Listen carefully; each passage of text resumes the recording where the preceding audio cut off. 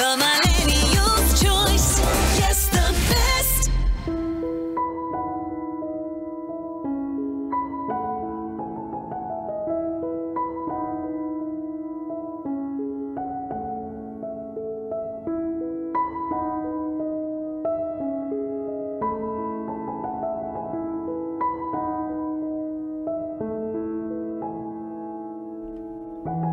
Bibi, nasa relasyon ka ba na pakiramdam mo, langit siya, lupa ka?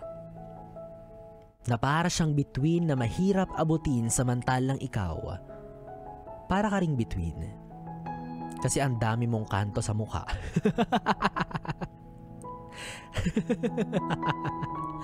Hindi, seriously, kung nasa ganyan kang sitwasyon, alam kong may pag-aalinlangan ka, lalo na sa mga sasabihin ng mga nakapaligid na tao sa kanya, di ba? Na nagdadalawang isip ka kasi baka sabihin nila na pera lang naman talaga yung habol mo sa kanya. Pero alam mong hindi naman yan totoo. Hindi naman talaga yun yung tunay mong habol. Sige, medyo totoo na yun talaga yun.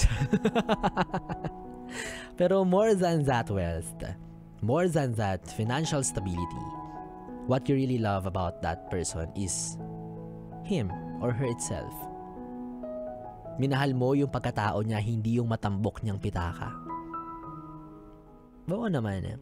Talagang hindi ka makakaiwas sa mga mapangmatang panghuhusga. Ikaw ba naman, di ba? Lagi kang rebonded, lagi kang may Louis Vuitton na bag, di ba? Lagi kang nakakapagpaspa.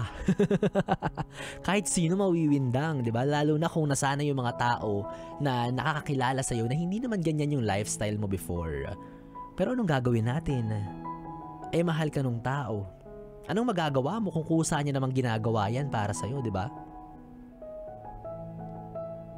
Kaya sabihin mo sa mga mapanghusgang mapanglait, pag-inggit, pikit.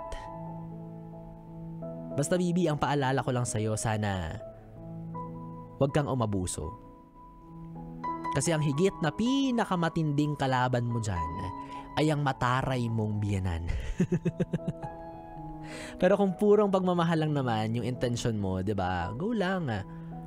Walang masama kung mag-iibigan ng mahirap at mayaman. Diba, ilaban mo yan. Kung talagang mahal mo yung tao at kung talagang mahal ka niya, ipaglalaban ka niya. Kapag inalok ka ni tita ng 1 milyon, layuan mo anak mo, tanggapin mo. O kaya sabihin mo, higher tita, higher.